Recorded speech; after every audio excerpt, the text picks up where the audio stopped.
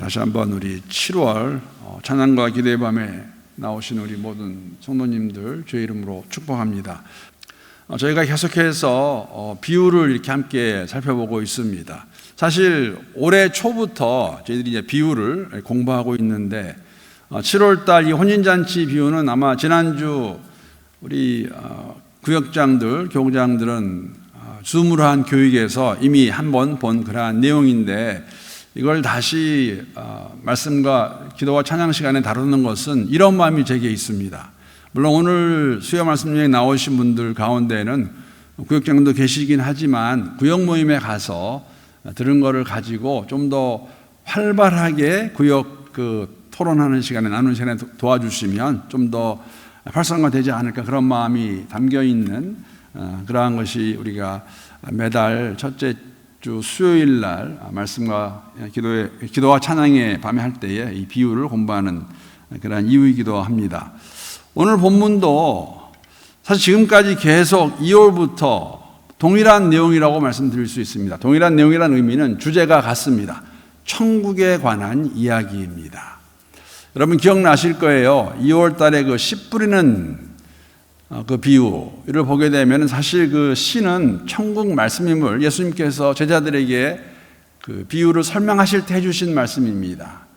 네 종류 밭에 그 밭가에 떨어지는 그러한 것을 말씀을 보여주시는데 궁극적으로 말씀을 듣고 행하는 자, 말씀을 받아들이는 자, 말씀을 믿는 자가 천국에 갈 수 있는 것을 저희들에게 말씀해 주는 것이 그 씨 뿌리는 자의 비유의 핵심입니다.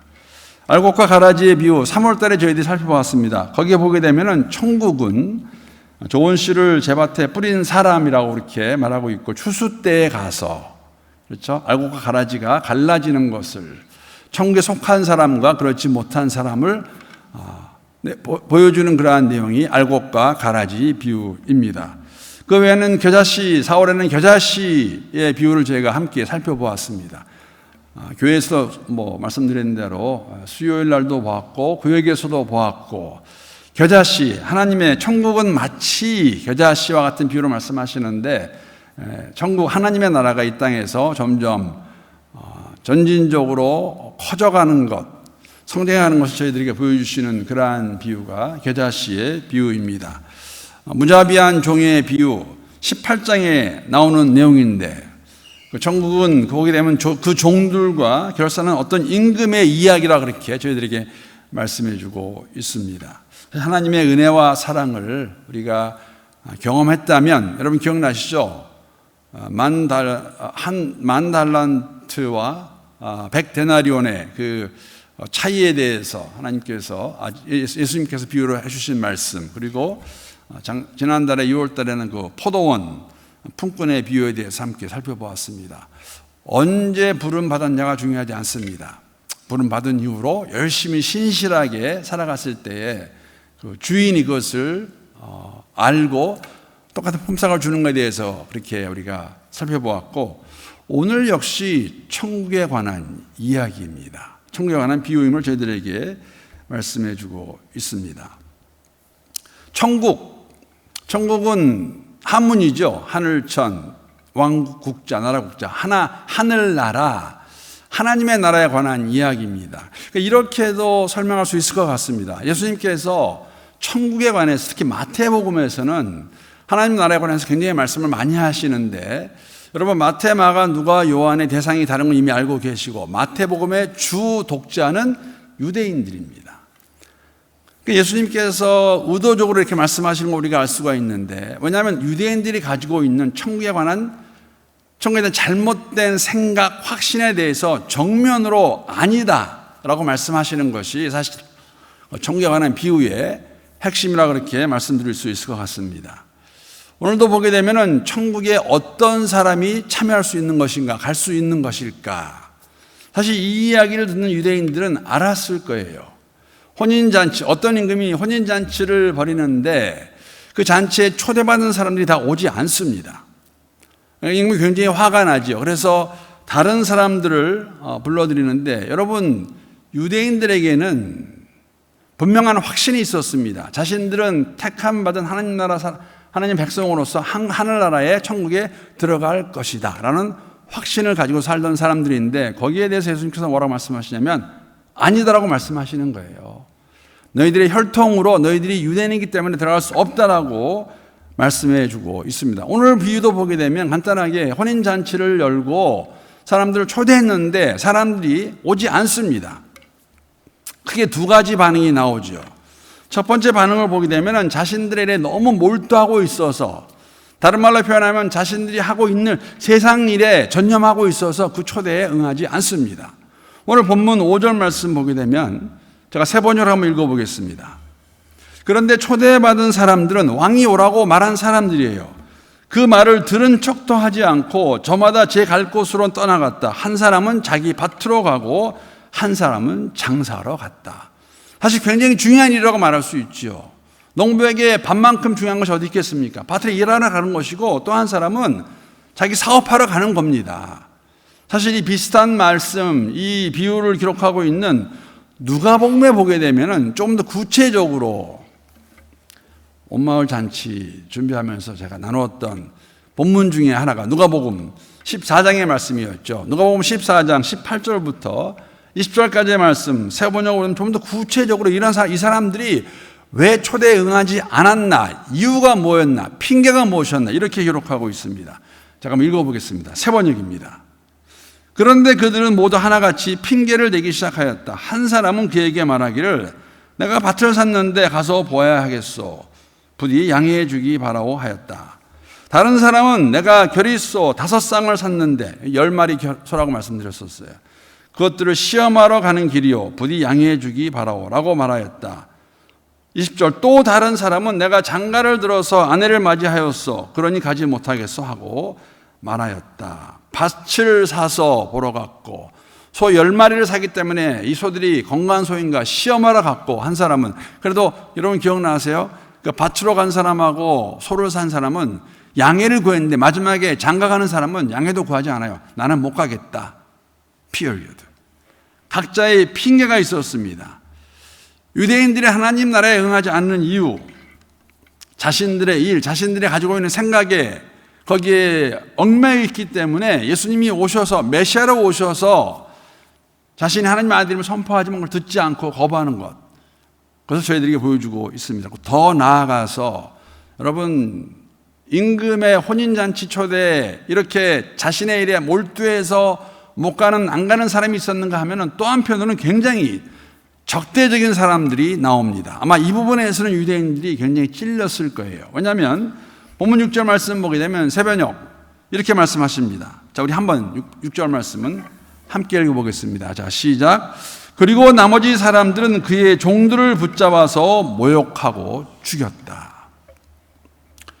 참 흥미롭지 않습니까? 지금 초대했는데 혼인잔치에 어떤 사람들은 반응이 뭐였냐면 갈 수 없다라고 하는 사람이 있었는가 하면, 바빠서 못 간다는 사람이 있었는가 하면 어떤 사람들은 그 종들을 붙잡아가지고 모욕하고 죽여버립니다.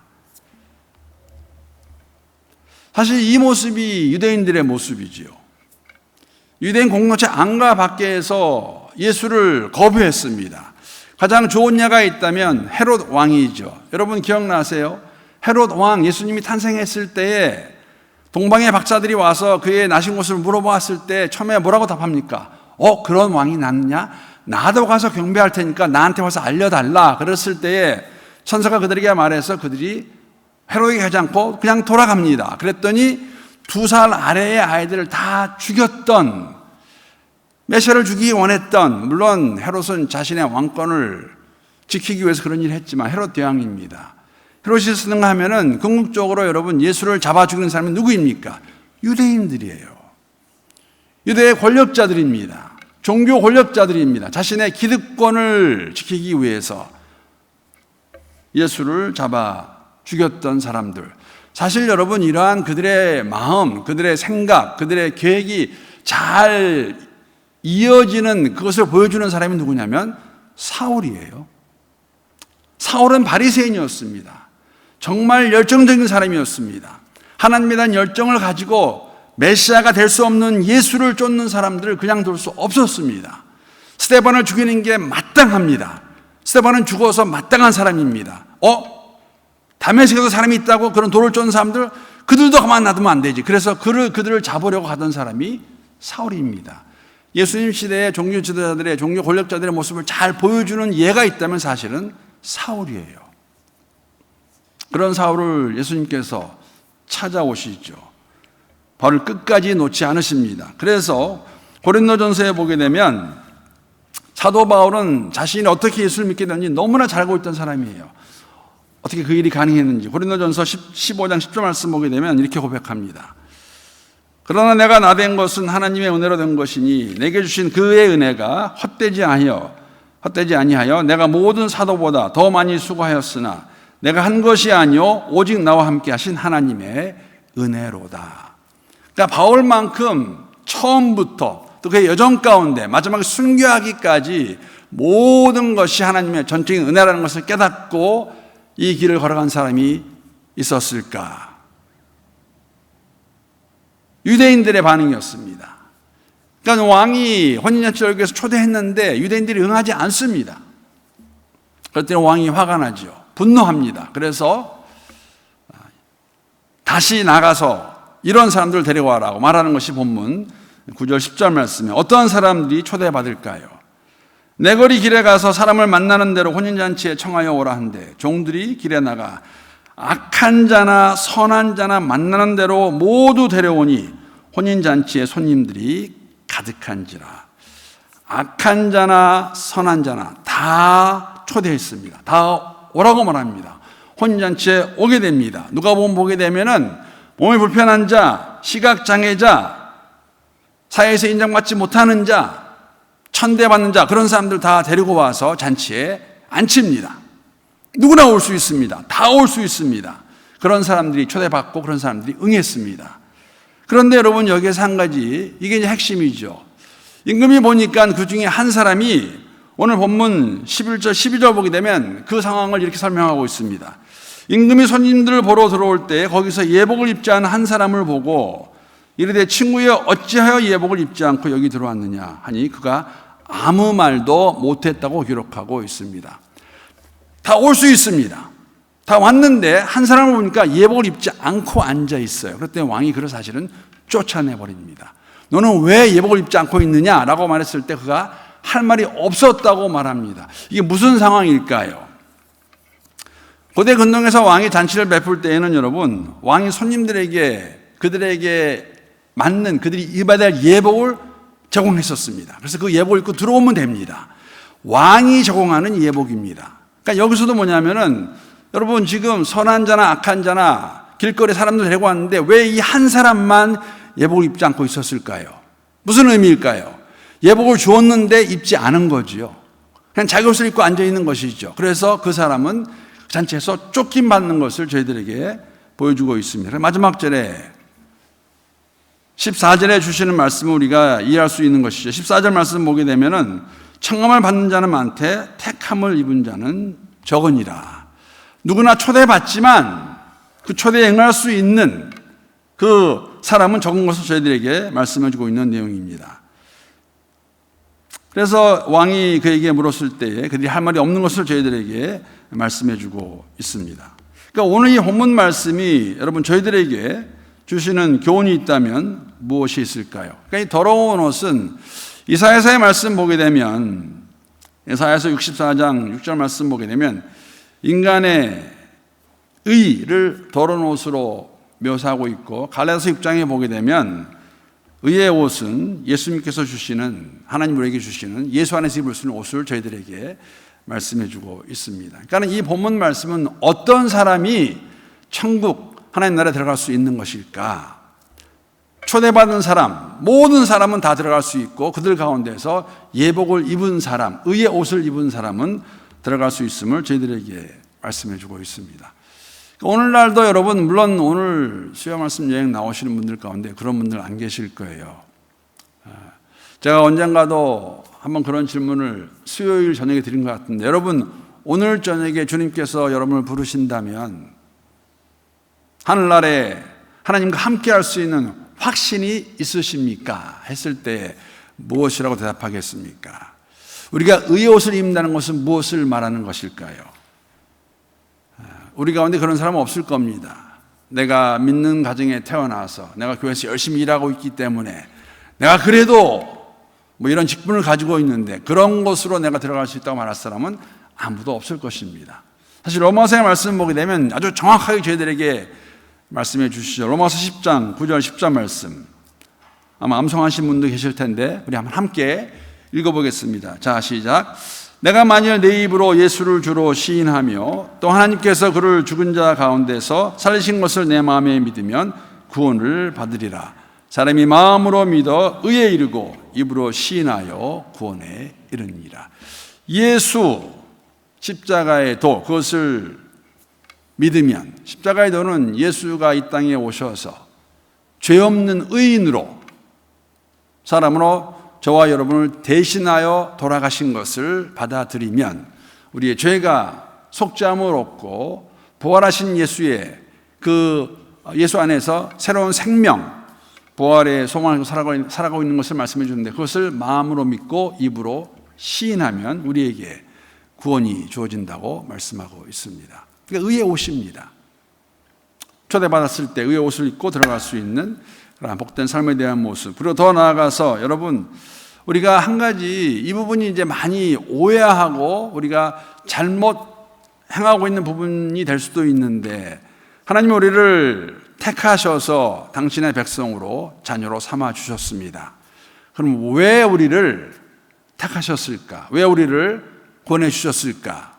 내가 이제 구원받았으니까 지금부터는 내가 원하는 대로, 내 생각대로 내 것을 이루기 위해 살아가는 것일까? 그렇지 않음을 성경은 저희들에게 말씀해 주고 있죠.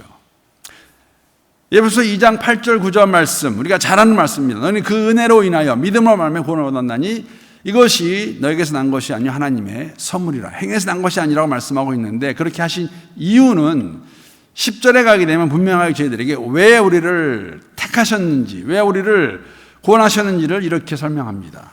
2장 10절 말씀입니다. 에베소서 2장 10절 말씀, 제가 세 번역을 한번 읽어보겠습니다. 우리는 하나님의 작품입니다. 선한 일을 하게 하시려고 하나님께서 그리스도 예수 안에서 우리를 만드셨습니다. 하나님께서 이렇게 미리 준비하신 것은 우리가 선한 일을 하며 살아가게 하시려는 것입니다. 우리로 하여금 우리를 새롭게 만드신 이유는 선한 일은 하나님이 원하시는 것입니다. 하나님이 요구하시는 삶, 그것을 살아낼 수 있도록 하시기 위해서 우리를 만드셨음을, 새로운 작품으로 빚으셨음을 저희들에게 말씀해 주고 있는 것이죠. 물론 오늘 비유의 말씀 거기까지 가지는 않습니다. 어떤 사람이 임금의 혼인잔치에 참여할 수 있는 것일까? 초대받은 모든 사람들입니다. 모든 열방. 그러나 의의 옷을 입은 사람들, 왕이 주는 옷. 예수님께서 이 땅에 오신 목적이죠. 하나님께서 구원의 길을 저희들에게 보여주셨습니다. 예수의 이름 외에는 구원받을 길이 없습니다. 그 예수 안에서 우리가 얻은 새로운 삶, 혼인잔치에 들어갔을 때에 그 잔치에 참여한 사람으로서 우리가 더욱더 주의 일을 행하며 살아가는 삶, 주의 나라와 의를 위해 살아가는 삶, 그러한 삶을 살아가는 것을 오늘 비유를 통해서 또 하나님 나라 백성으로 다시 한번 깨닫고 이러한 복된 삶을 살아가는 저와 여러분이 될 수 있기를 우리 주님의 이름으로 축복합니다.